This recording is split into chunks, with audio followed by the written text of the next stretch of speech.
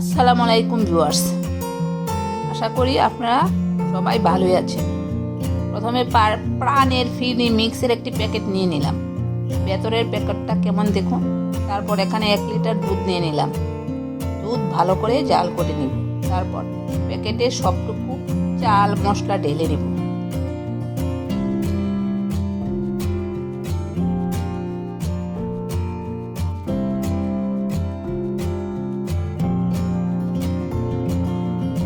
তারপর জাল করতে করতে যখন ঘন হয়ে আসবে তখনই বুঝবেন আপনার ফিরনিটা হয়ে গেছে।